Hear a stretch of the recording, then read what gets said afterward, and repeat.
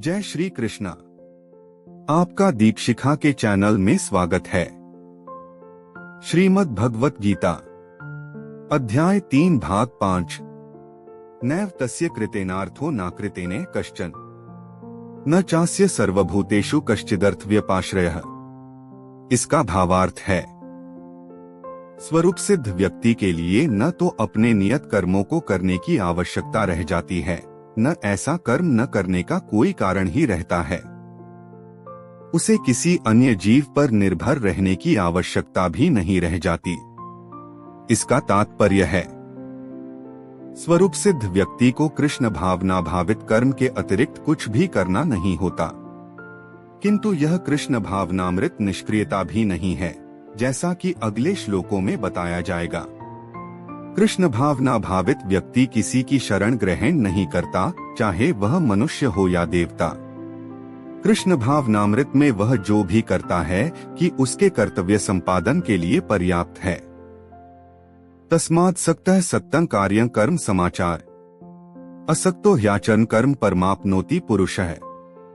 इसका भावार्थ है, आथ कर्मफल में आसक्त हुए बिना मनुष्य को अपना कर्तव्य समझकर निरंतर कर्म करते रहना चाहिए, क्योंकि अनासक्त होकर कर्म करने से परब्रह्म की प्राप्ति होती है।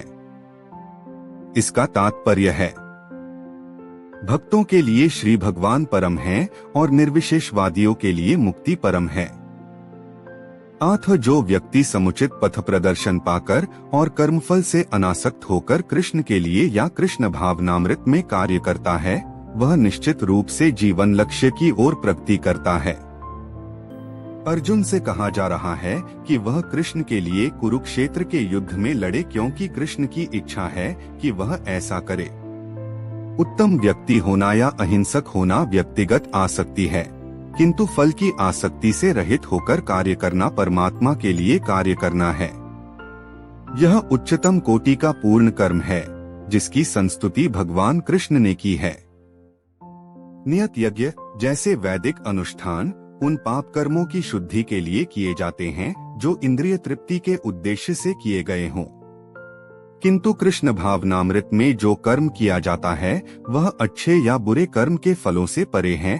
कृष्ण भावना भावित व्यक्ति में फल के प्रति लेश मात्र आसक्ति नहीं रहती, वह तो केवल कृष्ण के लिए कार्य करता है। वह समस्त प्रकार के कर्मों में रत रहकर भी पूर्णतया अनासक्त रहता है। कर्मणैव हि संसिद्धिमा स्थिता जनकादयः लोकस्ग्रह में वापि संपश्यन् कर्तुमर्हसि। इसका भावार्थ है, जनक जैसे राजाओं ने केवल नियत कर्मों को करने से ही सिद्धि प्राप्त की। आथ सामान्य जनों को शिक्षित करने की दृष्टि से तुम्हें कर्म करना चाहिए। इसका तात्पर्य है, जनक जैसे राजा स्वरूप सिद्ध व्यक्ति थे, आथ वे वेदानुमोदित कर्म करने के लिए बाध्य न थे, तो भी वे लोग सामान्य जनों के समक्ष आदर्श प्रस्तुत करने के उद्देश्य से सारे नियत कर्म करते रहे। जनक सीताजी के पिता तथा भगवान श्री राम के ससुर थे। भगवान के महान भक्त होने के कारण उनकी स्थिति दिव्य थी, किंतु चूंकि वे मिथिला के राजा थे, आथ उन्हें अपनी प्रजा को यह शिक्षा देनी थी कि कर्तव्य पालन किस प्रकार किया जाता है। भगवान कृष्ण तथा उनके शाश्वत सखा अर्जुन को कुरुक्षेत्र के युद्ध में लड़ने की कोई आवश्यकता नहीं थी, किंतु उन्होंने जनता को यह सिखाने के लिए युद्ध किया कि जब सत्परामर्श असफल हो जाते हैं तो ऐसी स्थिति में हिंसा आवश्यक हो जाती है। कुरुक्षेत्र युद्ध से पूर्व युद्ध निवारण के लिए भगवान तक ने सारे प्रयास किए, किंतु दूसरा पक्ष लड़ने पर तुला था। आथ ऐसे सद्धर्म के लिए युद्ध करना आवश्यक थे।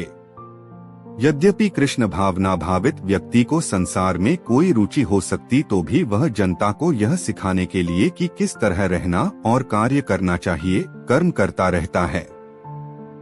कृष्ण भावनामृत में अनुभवी व्यक्ति इस तरह कार्य करते हैं कि अन्य लोग उनका अनुसरण कर सकें, और इसकी व्याख्या अगले श्लोक में की गई है। यद्यदाचरति श्रेष्ठस्तत्तदेवेत्रो जनः स यत् प्रमाणम कुरुते लोकस्तदनुवर्तते। इसका भावार्थ है, महापुरुष जो जो आचरण करता है, सामान्य व्यक्ति उसी का अनुसरण करते हैं। वह अपने अनुसरणीय कार्यों से जो आदर्श प्रस्तुत करता है, संपूर्ण विश्व उसका अनुसरण करता है। इसका तात्पर्य है, सामान्य लोगों को सदैव एक ऐसे नेता की आवश्यकता होती है जो व्यावहारिक आचरण द्वारा जनता को शिक्षा दे सके। यदि नेता स्वयं धूम्रपान करता है तो वह जनता को धूम्रपान बंद करने की शिक्षा नहीं दे सकता। चैतन्य महाप्रभु ने कहा है कि शिक्षा देने से पूर्व शिक्षक को ठीक ठीक आचरण करना चाहिए।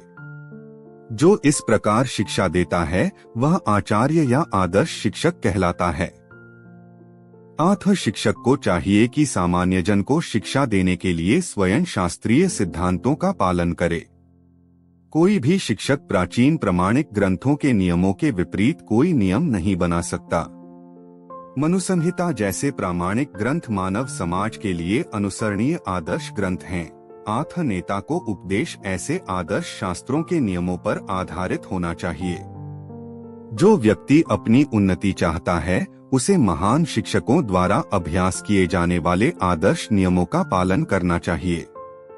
श्रीमद् भागवत भी इसकी पुष्टि करता है कि मनुष्य को महान भक्तों के पद चिन्हों का अनुसरण करना चाहिए और आध्यात्मिक बोध के पथ में प्रगति का यही साधन है। चाहे राजा हो या राज्य का प्रशासनाधिकारी, चाहे पिता हो या शिक्षक, ये सब अबोध जनता के स्वाभाविक नेता माने जाते हैं। इन सबका अपने आश्रितों के प्रति महान उत्तरदायित्व रहता है। अतः इन्हें नैतिक तथा आध्यात्मिक संहिता संबंधी आदर्श ग्रंथों से सुपरिचित होना चाहिए। गीता का अगला अध्याय सुनने के लिए चैनल को लाइक, शेयर और सब्सक्राइब जरूर करें। धन्यवाद।